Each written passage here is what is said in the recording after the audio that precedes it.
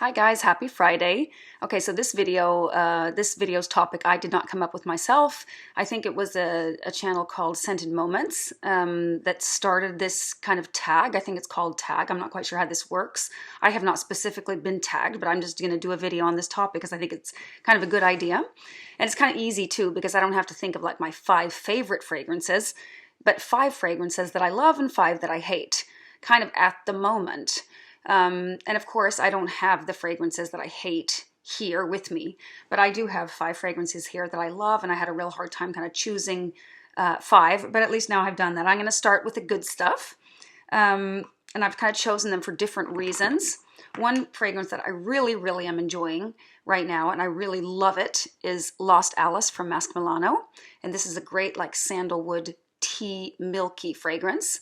It kind of opened my whole it opened me up to gourmands. I didn't realize that this was so much of a gourmand until I came home from the shop and I was like, oh, what have I done? I bought this. I don't know what I thought about it, but the more I've worn it, the more I've grown to love it. It's just a wonderful fragrance. Get your nose on that. That was my first pick. Then I have Dhajala.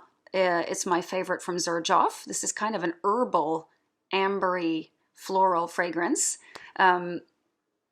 It features the note of galbanum, and I think that's what gives it a nice little bitter twist. It's really kind of an unusual fragrance.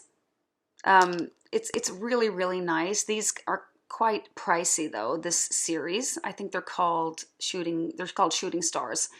And they like retail for over $200 for this size, 50 ml. But this is a really good one. And I'm very happy with the longevity of it as well. Another fragrance that I really like, and especially in the fall, is Arbolé by Hiram Green. And this is kind of a powdery tonka, vanilla, and patchouli fragrance. It's very patchouli dominant, and I had to grow to like this one. But I find that the ones that I'm a little bit on the fence about in the beginning kind of develop into true love later on. If it's true love from the beginning, sometimes I'll get to that when I get to the hate list. It can go in the other direction completely. And some I just hate from the beginning, and some I just love from the beginning. So this one, the opening's a little bit challenging. I get a little bit of like a cough medicine kind of vibe from this. Like a little bit of a licorice kind of quality to it. I think it's maybe the patchouli that goes in kind of a minty direction. There's something in here that's just, it's a very unusual fragrance. I don't have anything else like this in my collection. Highly recommend. And then there's another one from Xerjoff. It's just a pure coincidence though. It's called Decas. And this is a really beautiful, it's strange though, the notes, if I tell you the notes, that would not tell you what this smells like at all. This is has notes of tuberose, tobacco, mandarin orange. It has like balsamic notes. To me, it has like a eucalyptus kind of smell. It's very cold on the top, but as a whole, it's kind of a cold and warm fragrance at the same time. This is kind of a spa-ish type of fragrance. It's not so perfumey, if that makes any sense to you. Great fragrance. These are not as pricey. This is the it's called the 1861 collection. It's the same as Naxos and Cefiro and a few more. This is I wouldn't be able to say that this had tobacco in it. I'm not really a tobacco fan, but this is really, it's very spa-y, I think. Definitely love that one. Decas from Xerjoff. And the last one, I think I have 1, 2, 3. That was 5. Yeah, is a super easy reach. And it works year-round, and it's called Artemisia. This is a classic from Penhaligons. Penhaligons? Artemisia. It has all kinds of floral notes, but I think what's really special about it, it has like a really nice, luxurious, buttery kind of undertone. And in the beginning, I thought it was a little bit boring, and then it kind of grew on me more and more. I never hated it, but I was like, is this really full bottle worthy? I had a decanter, I had a little vial of it or something, travel size. And I ended up buying a whole bottle because it's like, it always feels right to wear this. I think it has like nectarine and green apple. It has tea. It has all sorts of like white florals in the base. I'm sure there's like might have vanilla, maybe violet. I'm not quite sure exactly the notes, but here's like the whole composition is like beautiful. I don't smell individual notes so much, but I know my friend, she says that it's very much green apple. And that's not what I get, but this reminds her of something, and she absolutely loves the green apple note in this fragrance. Artemisia, highly, highly recommend it. This is a super good everyday, office safe fragrance like that anybody would like, and I love it a lot as well. Okay, so on to the hate list. Hate is a strong word, but I really hate these fragrances. And okay, one of them started as a love, and I went through 2 decants of it first. And it's Rouge Malachite from Armani Privé, the red bottle. I loved it so much. It has like tuberose in the top and the heart and in the base. And I'm not quite sure what else. It's kind of vanillic. It's super tropical. Like I would have guessed that it had something like, not ylang ylang, but this tinhare flower, or it's really, really tropical. And I was just so much in love with this fragrance when I first got my decant, and I was really, really considering going full bottle. And then all of a sudden, it just kind of made me gag on it. It was like, I don't know what it was, but it really changed my look on tuberose, like forever.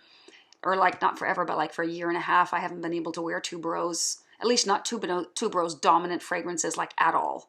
So just now I'm kind of getting interested again and maybe acquiring a new tuberose fragrance. And if I do, it will not be a creamy one. It will go in the green direction more, like a green tuberose, like Mona de Oreos maybe, or something like that. But it'll be nice to be on a new like quest looking for the best green tuberose. But I will not get anything like Oriana or that type of like creamy, love tuberose from Amouage. I didn't like that. That's just too much. I don't think it works with whipped cream. It becomes too sweet. I think I like more of like contrasting notes. The sweetness, if it goes too high, it needs to kind of be cut off a little bit. Like, so the sweetness doesn't completely go cloying. Like, for example, how the galbanum works in this fragrance is it takes some of that sweetness off. And I think the same with the Artemisia, and this one is also kind of like a little bit of a bitter, it gives a little bit of a bitter quality to it. So it makes the fragrances stay on they don't go too sweet. And then another fragrance that I've always hated, and I've hated it for decades, is Champagne from YSL.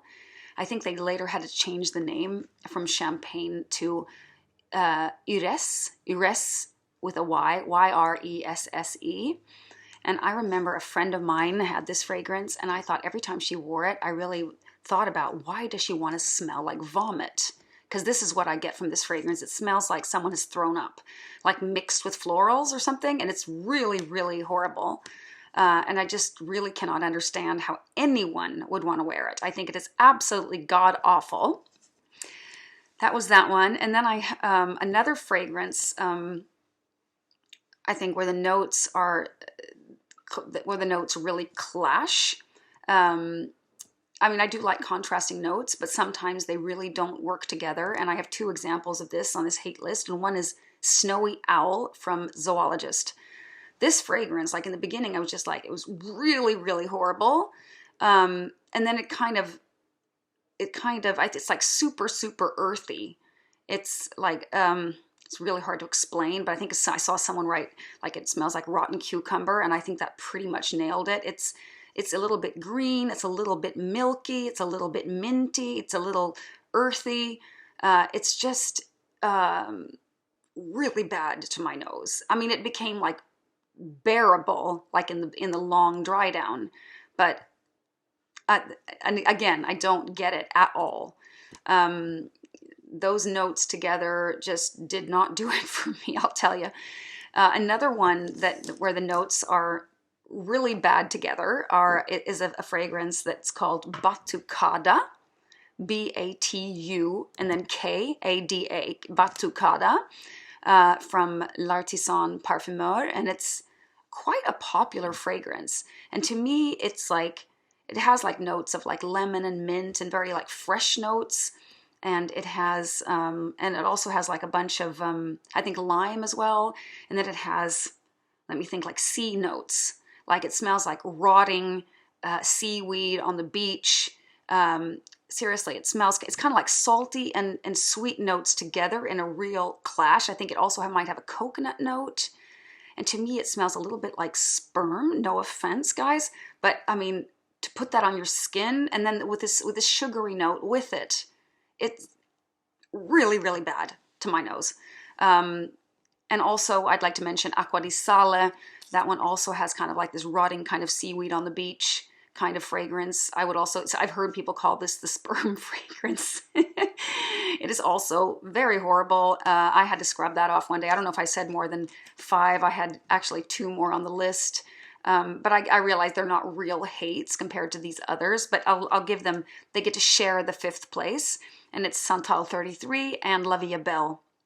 And I really, it's not that I do actually even appreciate La Vie Belle on others sometimes, because I think it can kind of smell really nice and kind of dressed up and super, super feminine. On the right person, it can work. I just really hate it on myself.